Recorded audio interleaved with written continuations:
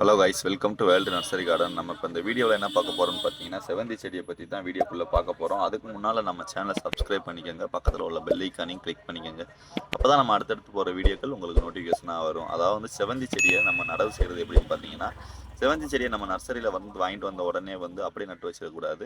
அதாவது செவந்தி செடியை நம்ம ஃபஸ்ட் எடுத்தோடனே மண், அதாவது அவங்க கொடுத்துருக்கிற பையோ இல்லை தொட்டிலையோ இருக்கிறத ஃபஸ்ட்டு உடஞ்சிடாமல் எடுத்து வைக்கணும். அப்படி உடஞ்சிட்டா கூட என்ன ஆகுன்னு பார்த்தீங்கன்னா, நம்ம நட்டு வைக்கும்போது அந்த பாலிஸில் இருக்கும். நெக்ஸ்ட்டு பார்த்தீங்கன்னா ஃபுல்லாகவே அந்த செடி காய ஆரம்பிச்சிடும். அதனால் ஃபஸ்ட்டு நர்சரியிலேருந்து வாங்கிட்டு வந்த செடியை மண் உடஞ்சிடாமல் எடுத்து வைக்கணும் முடிஞ்ச அளவுக்கு. நெக்ஸ்ட்டு பார்த்தீங்கன்னா ஃபுல் டைம் வெயில் படுற மாதிரி செவந்தி செடியை வைக்காதீங்க. அப்படி வச்சிங்கன்னா இலை கருதுதல் அதிகமாக உழுக ஆரம்பிச்சிடும். இதுவே நாட்டு செடியாக இருந்தால் உங்களுக்கு அது எதுவாக இருந்தாலும் பிரச்சனை கிடையாது. நாட்டு செடி வெயில் ஃபுல்லாகவே இருந்தால் கூட தாங்கிக்கிறோம். அதே இது ஹைப்ரிட் செவந்தியாக இருந்துச்சுன்னாக்க உங்களுக்கு ரொம்பவே தாங்காது வெயிலுக்கு. அதனால் முடிஞ்ச அளவுக்கு நிழல் அதிகமாக இருக்கிற மாதிரி வெயில் அதிகமாக இல்லாமையும் வளர்த்து வச்சுக்கோங்க. அப்படி வைக்கும்போது தான் உங்களுக்கு பூக்கள் அதிகம் பூக்க ஆரம்பிக்கும். அதை அது வேர்கள் விட்டு குரோத்தாக வளர்கிறதுக்கு ஹெல்ப்ஃபுல்லாக இருக்கும். நெக்ஸ்ட் என்ன பண்ணலான்னு பார்த்தீங்கன்னா, செவந்தி செடியை நம்ம போட்டு வைக்கிற மண் என்ன மண் போட்டு வைக்கலான்னு பார்த்தீங்கன்னா, செம்மண் போட்டுக்கோங்க. அதோட கோகோபிட் முடிஞ்ச அளவுக்கு ஆட் பண்ணி வைங்க. கோகோபிட் ஆட் பண்ணும்போது ஈரத்தை உறிஞ்சி வச்சுக்கிறோம். அதனால் செவந்தி செடியை வாட விடாமல் வச்சுக்கிறோம். அதனால் கோகோபிட் ஆட் பண்ணிக்கோங்க. அதோட என்ன உரம் கொடுக்கலான்னு பார்த்தீங்கன்னா, நம்ம வெறும்பி கம்போஸ்ட், அதாவது மண்புழு உரம் அந்த மாதிரி கூட கொடுத்துக்கலாம். அது ஒன்றும் பிரச்சனை இல்லை. மண்புழு உரம் நீங்கள் நட்டு வைக்கும் போதே போட்டு வச்சிங்கன்னா செடி குரோத்தாக ஒன்றுமே வளர ஆரம்பிக்கும். அதனால் மண்புழு உரம் போட்டே வச்சுருங்க வைக்கும்போது. இந்த உரங்கள்லாம் நான் போட்டு வச்சு பூக்கள்னு சொல்கிறவங்களுக்கு, அதாவது டிஏபி நீங்கள் எப்பயும் போல் டிஏபி யூஸ் பண்ணிக்கிறலாம். டிஏபி அதாவது செவந்தி செடிக்கு கொடுக்கும்போது ரொம்பவே கம்மியான அளவில் கொடுங்க. இப்போ ரோஜா செடிக்கு கூட கொஞ்சம் அதிகம் கொடுத்துட்டா ஒன்றும் பண்ணாது. ஆனால் செவந்தி செடி கண்டிப்பாக காஞ்சு போகும்.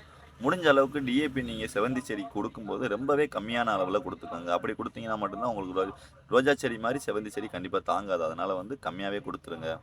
இதுவே நாட்டு செவந்தி செடியாக இருந்தால் உங்களுக்கு கண்டிப்பாக இந்த இயர் பூக்கிற மாதிரி நெக்ஸ்ட் இயர் அதுவாகவே பூக்க ஆரம்பிச்சிடும். அதாவது ஓரளவுக்கு பராமரிப்பு இருந்தாலே போதும். ஆனால் ஹைப்ரிட் செவந்தி செடிக்கு கண்டிப்பாக பராமரிப்புகள் இருந்தால் மட்டும்தான் உங்களுக்கு கண்டிப்பாக பூக்கவே பூக்கும். அதனால் முடிஞ்ச அளவுக்கு ஹைப்ரிட் செவந்திக்கு நீங்கள் உரம் மருந்து கொடுக்கும்போது பார்த்தே கொடுத்துக்குங்க. அதே மாதிரி உரம் மருந்து ப்ராப்பராக நீங்கள் கொடுக்க ஆரம்பிச்சிருங்க. அதாவது ஒரு 15 நாளைக்கு ஒருக்கா கொடுக்குறீங்கன்னா கண்டிப்பாக 15 நாளைக்கு ஒருக்கா அடுத்தடுத்து கொடுக்க. அப்படி கொடுக்காம விட்டிங்கன்னா திரும்பி செடி சொரட்டடிக்க ஆரம்பிச்சிடும். அந்த மாதிரி பூக்களுமே அதிகம் பூக்காம ஆயிரும் உங்களுக்கு. இது நாட்டு செவந்தி செடியாக இருந்தால் அது எதுவுமே கிடையாது. அதாவது ஒரு குறிப்பிட்ட நாள் பூக்காமல் இருந்தால் கூட நெக்ஸ்ட் பூக்க ஆரம்பிச்சிடும். செவந்தி செடிக்கு நம்ம தண்ணி ஊற்றும் போது முடிஞ்ச அளவுக்கு தண்ணி ட்ரை ஆகிற மாதிரி இருக்கணும். அதாவது தொட்டிலனா தண்ணி தேங்கி நின்றவே கூடாது. அதுவும் தரையில் இருந்தாலும் பிரச்சனை கிடையாது. தண்ணி அந்த இடத்துல தேங்கிக்கிட்டே இருந்தால் உங்களுக்கு அந்த இடத்துல சாக்கடை மாதிரி ஆகி அந்த வேர்கள் அழுக ஆரம்பிச்சிடும். முடிஞ்ச அளவுக்கு நீங்கள் தண்ணி ஊற்றும் போது ட்ரை ஆகுதான்னு பார்த்து தண்ணி ஊற்றிக்கங்க. அப்படி ஊற்றுனீங்கன்னா மட்டும்தான் வேரை அழுக வைக்காமல் காப்பாற்ற முடியும். அப்படி இல்லைன்னா வேர் கண்டிப்பாக அழுகிரும். செவந்தி செடியில் மருந்து ஏதாவது கொடுக்கணும்னு பார்த்தீங்கன்னா, அதாவது செவந்தி செடிக்கு மட்டும் இல்லை, இது ரோஜா செடியாக இருந்தாலும் பிரச்சனை கிடையாது. அதாவது இலைகள் அதிகமாக உதிரும்போது நம்ம இதை பண்ணலாம். அதாவது இலைகள் உதிரும்போது இதை பண்ணும்போது இலைகள் கண்டிப்பாக உதிராமல் பசுமையாக வளர ஆரம்பிச்சிடும். அதாவது அது எப்படின்னு பார்த்தீங்கன்னா, நம்ம வேப்ப இலையை ஒரு அளவுக்கு எடுத்துக்கிறணும். அதாவது நம்ம கிட்ட இருக்கிற செடிக்கு தகுந்த அளவு நம்ம வேப்ப இலையை எடுத்துக்கிட்டு அது கூட நம்ம சமையலுக்கு யூஸ் பண்ணுற பட்டையல், அதாவது பட்டையை எடுத்துக்கோங்க. பட்டையை ஏன் எடுக்கிறோம்னு பார்த்தீங்கன்னா, பட்டையலில் ஒரு சில மூலக்கூறுகளுக்கு பூச்சிகள் வராமல் இருக்கும். அதனால் பட்டையை நம்ம யூஸ் பண்ணிக்கிறலாம். பட்டை நெக்ஸ்ட் என்னென்னு பார்த்தீங்கன்னா பூண்டு, அதையும் ஒரு 10 பூண்டு வர மாதிரி எடுத்துக்கோங்க. அதாவது தோலோட எடுத்துக்கோங்க. நெக்ஸ்ட் என்ன பண்ணலான்னு பார்த்தீங்கன்னா, இதை மூணையுமே ஃபுல்லாகவே அரைச்சி நம்ம அந்த தண்ணியில் ஃபுல்லாகவே கொதிக்க வைக்கணும். தண்ணியை ஃபுல்லாக கொதித்த பிறகு அது ட்ரை ஆகிற அளவுக்கு வச்சுட்டு அதை ஒரு ஸ்ப்ரே பாட்டிலில் போட்டு நீங்கள் ஸ்ப்ரே பண்ணும்போது என்ன ஆகுன்னு பார்த்தீங்கன்னா பசுமையாக மாறிடும். அதாவது செவந்தி செடியாக இருந்தாலும் பிரச்சனை கிடையாது, ரோஜா செடியாக இருந்தாலும் பிரச்சனை கிடையாது.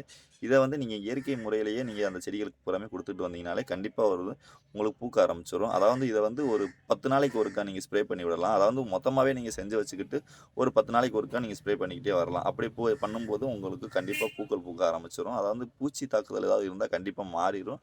இதை ஸ்ப்ரே பண்ணும்போது கண்டிப்பாக இலைகள் உதிர்தல் குறைஞ்சிரும். இதை நீங்கள் ஃபாலோ பண்ணாலே போதும். உங்கள்கிட்ட இருக்கிற சாமந்தி செடியாக ஃபுல்லாகவே கொத்து கொத்தாக பூக்கள் பூக்க வச்சிடலாம்.